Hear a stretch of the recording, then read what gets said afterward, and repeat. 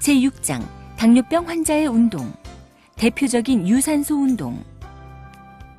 유산소 운동은 혈당 조절 효과가 뛰어나 당뇨병 환자들에게 많이 권해지는 운동입니다.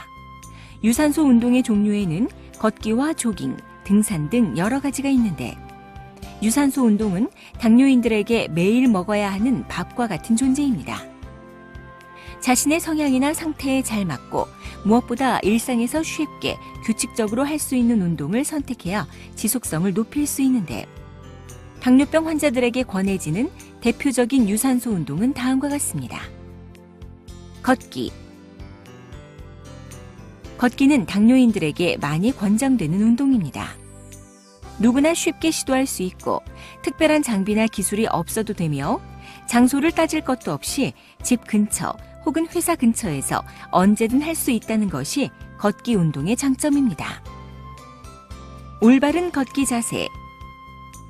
등을 바로 펴고 목을 세운 후 턱을 살짝 당겨 전방 10에서 15m를 바라봅니다. 어깨와 팔을 자연스럽게 내리고 아랫배와 엉덩이가 나오지 않도록 합니다. 이러한 자세를 유지하며 걷되 발 뒤꿈치가 바닥에 먼저 닿은 후 발바닥 전체, 발 앞꿈치 순서로 땅에 닿도록 하여 가볍게 걸으십시오. 팔은 보폭에 맞춰 자연스럽게 앞뒤로 흔들고 충분히 호흡하면서 보통 속도로 걷습니다. 조깅. 조깅은 어려운 동작도 없고 시간적, 금전적인 투자 없이도 어디서나 쉽게 도전할 수 있는 운동입니다.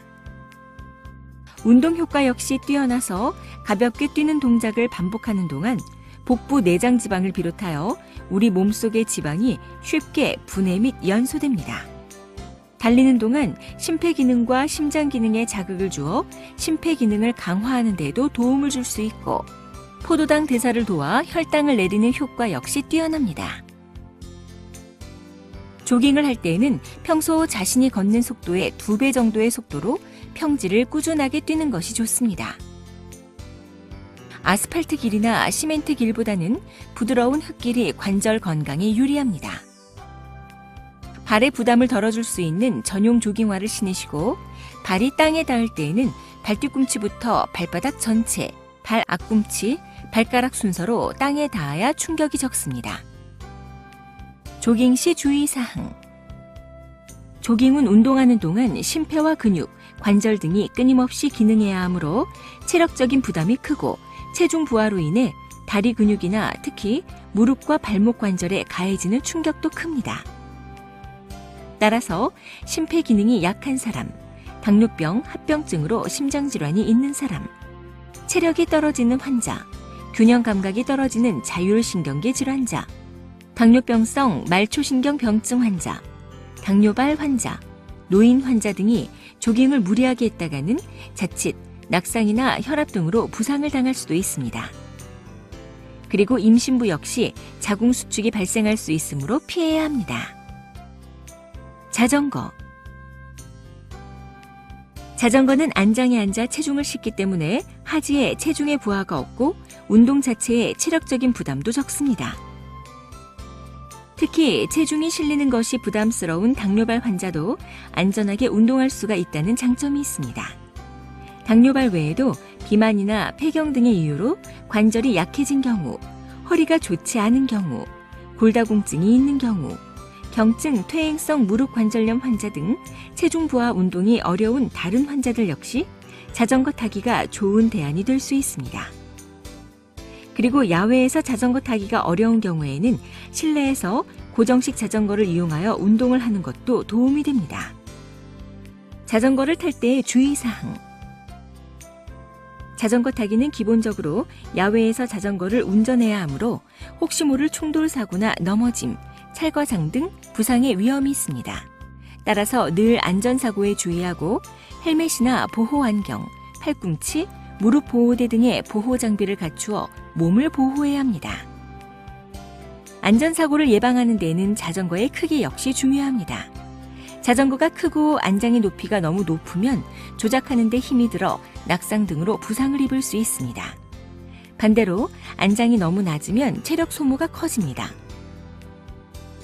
정장에 앉아 발을 바닥에 내렸을 때 무릎이 15도 정도 구부러지는 정도의 높이가 가장 적당하며 핸들바의 위치는 윗몸을 가볍게 앞으로 숙인 상태에서 팔꿈치가 가볍게 굽혀지고 무릎이 핸들바에 닿지 않아야 합니다. 자전거를 탈 때에는 윗몸을 가볍게 앞으로 숙인 상태에서 페달은 발바닥 앞쪽으로 밟습니다.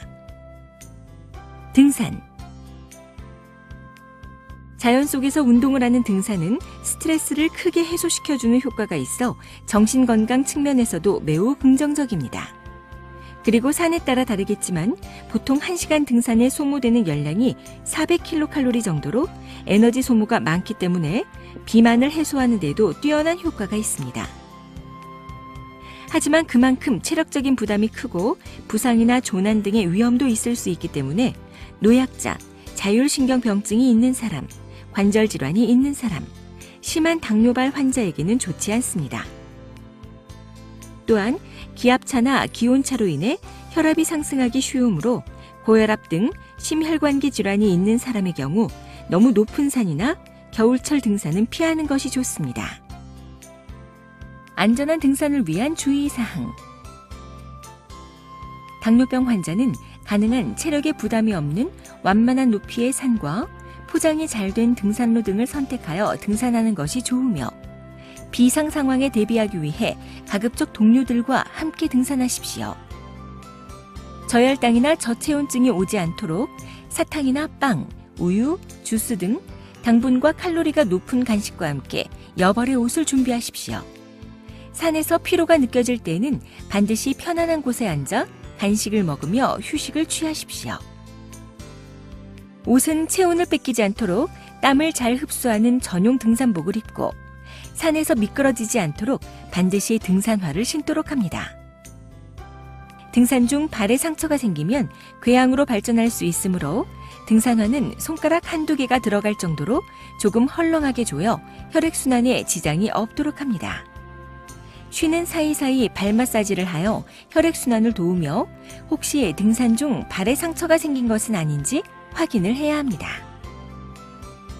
수영. 수영은 물의 부력 때문에 체중 부하가 걸리지 않는 운동이라는 장점이 있습니다. 관절이 약한 분들은 운동을 규칙적으로 이어가기가 어렵고 특히 폐경기의 여성이나 노인, 비만인 사람 혹은 임산부는 관절이 약해져 운동 시 더욱 조심해야 하는데 이런 사람들이 관절 부담 없이 마음 놓고 할 수 있는 운동이 바로 수영입니다. 또한 낙상과 같은 부상을 입을 염려가 없는 운동이라는 장점도 있습니다. 따라서 수영은 낙상에 늘 주의해야 하는 노인이나 균형을 잡기 어려운 당뇨병성 자율신경병증 환자 등이 시도하기 좋은 운동입니다. 수영 시 주의사항. 수영은 등산과 마찬가지로 자신도 모르는 사이에 저혈당이 오기 쉽습니다. 그러므로 수영을 할 때에는 저혈당에 대비해서 간단한 간식을 준비하고 사이사이 휴식을 취해 컨디션을 체크해야 합니다. 또한 피부와 눈, 입 등의 점막에 물이 닿기 때문에 감염에도 주의를 기울여야 합니다. 수영장 바닥과 수영장 물의 위생이 깨끗하게 관리되는 곳을 이용하시고 개인 타월을 준비하여 사용하는 것이 좋습니다. 에어로빅 댄스, 아쿠아로빅. 에어로빅은 음악에 맞춰 즐겁게 할 수 있어 운동의 지루함을 잘 느끼고 평소 운동을 좋아하지 않는 사람들도 즐겁게 할 수 있습니다. 남녀노소 누구나 쉽게 할 수 있으며 체력 부담이 적은 것부터 동작이 아주 어렵고 운동량이 아주 많이 요구되는 고강도까지 운동의 난이도와 운동량을 조절할 수 있는 점도 장점입니다. 음악, 도구, 목적, 연령 등에 맞춰 다양한 프로그램이 존재하기 때문에 자신의 취향과 목적에 맞춰 할 수도 있고 흥미를 잃지 않고 새로운 운동을 계속 접할 수 있습니다. 한편 균형을 잡기 어려운 자율신경병증 환자나 부상에 주의해야 하는 노약자와 임산부 등에게는 에어로빅 대신 아쿠아로빅이 권장됩니다. 물의 부력 덕분에 체중 부담이 줄어들어 발과 관절에 가는 충격을 줄일 수 있고 넘어져 부상을 당할 걱정도 없기 때문입니다. 에어로빅 전 준비사항. 옷은 자신의 동작을 정확하게 볼 수 있고 땀 배출이 잘 되는 신축성 좋은 운동복으로 준비하십시오. 신발은 발목 부상을 방지하기 위해 충격 흡수가 잘 되고 복사뼈 부위까지 감쌀 수 있는 에어로빅 전용 신발이 좋습니다.